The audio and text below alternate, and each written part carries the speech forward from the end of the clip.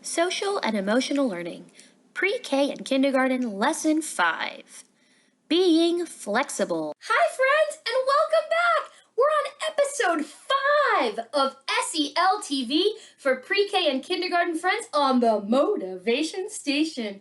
My name is Christina Coppola. I'm a social and emotional learning specialist, and I will be joined today by my friends Trace and AJ as we bring you our 5th episode of Social and Emotional Learning TV. We are so excited to be back with you guys today. The last time we were with you, we talked about calming strategies, and I hope you've had a chance to use some of those calming strategies, like hugging a stuffed animal or making your own calming space like Trace had, or practicing your breathing, or even doing that pretzel.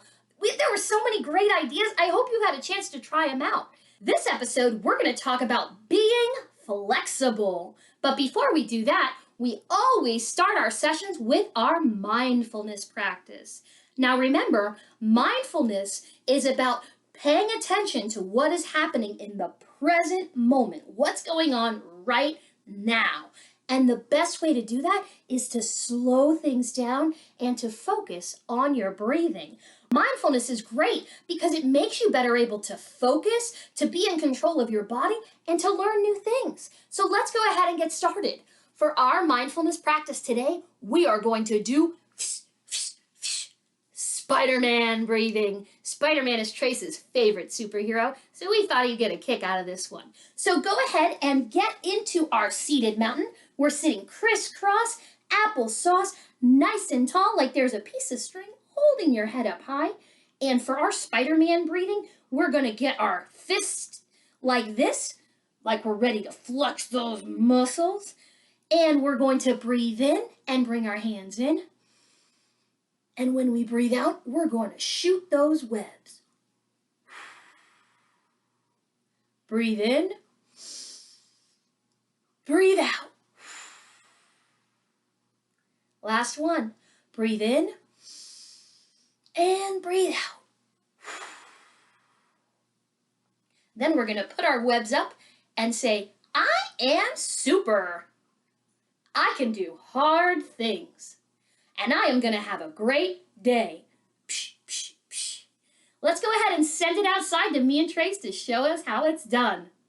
Okay, we're going to get started with our mindfulness practice, and today we're going to do Spider-Man breathing. So first we are in seated mountain. We're sitting crisscross applesauce, nice and tall, like there's a piece of string holding your head up. And let's get our muscles ready. Breathe in. Shoot webs out. Breathe in. Shoot webs out. Breathe in. Shoot webs out. And now, with your webs facing out, say, I am super. I can do hard things. And I'm going to have a great day. So today we said we were going to talk about being flexible. Well, before we go there, what does that word mean? Flexible. Well, I like to give the example of spaghetti. Yes, spaghetti, like you eat for dinner. I love spaghetti. How about you? Well, let's think about spaghetti. Let's start by thinking about uncooked spaghetti, like when it comes right out of the box. So how would you describe uncooked spaghetti? What is it like? Well, when I touch it, it's hard. I don't think I would like to eat uncooked spaghetti at all. The other thing about uncooked spaghetti is that if I try to bend it, it breaks really easily. Uncooked spaghetti, even though it's really hard, it's not very strong at all. What about a piece of cooked spaghetti? It's a little sticky and slimy. This is the kind of spaghetti we like to eat. This spaghetti is flexible. It's bendable. It's soft. It's actually stronger because it's able to move in different ways. When we feel really strong emotions like being impatient or being afraid or being really angry, we can be more like the cooked spaghetti, which means that we're not very flexible. And when you're not very flexible, you can lose control really easily. When we're happy and relaxed, we're more like the cooked spaghetti. We're more likely to be flexible and go with the flow and be able to change depending on how things are going in our environment. The difference between uncooked and cooked spaghetti is a lot like how our bodies feel when we're having different emotions. Let's try to feel the difference in our bodies between being uncooked spaghetti or being cooked spaghetti. I want you to make as many parts of your body feel stiff and hard like the uncooked spaghetti. I'm going to scrunch up my face, I'm going to clench my arms, I'm going to squeeze my shoulders, I'll be hard like this. This is like uncooked spaghetti. Now, I want you to release all of that and kind of let your body feel like the cooked spaghetti. Kind of loose. And all that tension is out of your body. Which one did you like better? Which one felt better in your body? Did it feel better to be stiff, like the uncooked spaghetti? Or did it feel better to be loose and relaxed and flexible, like the cooked spaghetti? Let's take a test and see if you understand what flexible means. Are these items flexible or not flexible? Thumbs up if you think they're flexible. Thumbs down if you think they're not. Let's look at this rock. Is it flexible or not flexible? Not flexible. How about this rubber band? Flexible or not flexible? What do you think? What's flexible? What's flexible? Okay. What about this balloon? Do you think it's flexible or not flexible? It's flexible. What about this toy car? Do you think it's flexible or not flexible? Can it bend and change, that car? No. So do you think it's flexible or not flexible? Not flexible. So now that we had a chance to practice looking at things and deciding if they're flexible or not, what does being flexible mean when you're talking about me or you? Well, being flexible means that you're able to bend without breaking. But what we're talking about today is flexible thinking. Flexible thinking is the ability to think about something in a new way, meaning that you're able to listen to what someone else says and maybe change your thoughts. Someone who doesn't have flexible thinking has a hard time listening to what other people have to say, and it can be almost impossible to change their mind about something once they've made it up. I will give you an example. Let's say that Trace gets to the playground and all he wants to do is play soccer.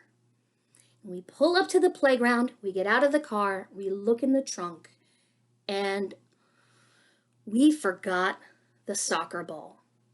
Now, Trace has a choice. If he wants to be a flexible thinker, he can think of something else to do because we are at the playground and there's lots of other things he could do, even though he really wanted to play soccer.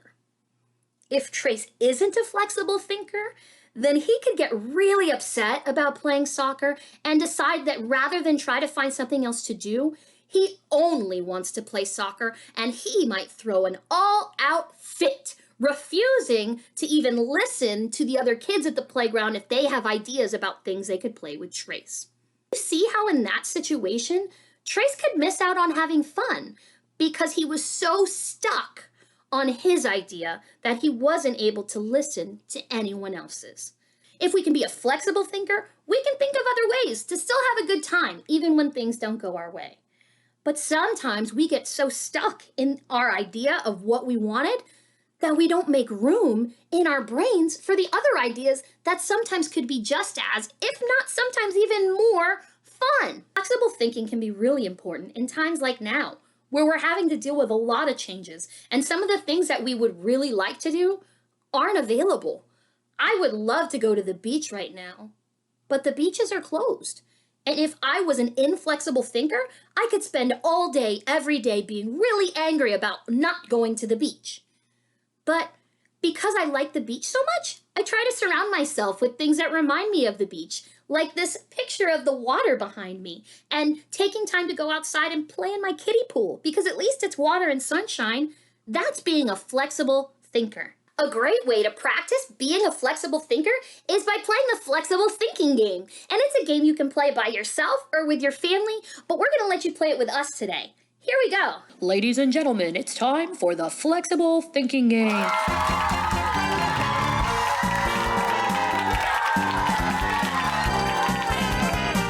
To play the flexible thinking game, all you need to do is find some random stuff around your house. Just pick something up. So I picked up this drum. It was the first thing near me. So to play the flexible thinking game, if this is a drum, I know that the normal way I'm used to is by beating it like this. But I'm going to practice my flexible thinking. I'm going to look at this drum and I'm going to come up with something else it could be used for. I have an idea. I am going to use my drum as a cup. That was delicious. Just by practicing looking at something in a new way, I did some exercises for my brain to help me be a more flexible thinker. You guys try it out. Okay, so the boys went into their rooms and they got some items to play the flexible thinking game. So Trace, what did you bring from your room to play flexible thinking? My Paw Patrol. Okay, he's got a Paw Patrol toy. And AJ, what did you bring from your room to play flexible thinking with? Bathing suit. He brought a bathing suit. Okay, so now we're going to take our items and we're going to think of something different we could use them for. So we can't use this like a toy, right? And we can't use this like a bathing suit. So let's think, what could we use these items for? A tickling massage. A tickle massager? Oh!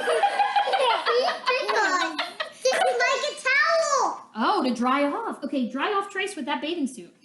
Dry him off. Oh, use it to clean up Trace. You're right. That is a good idea.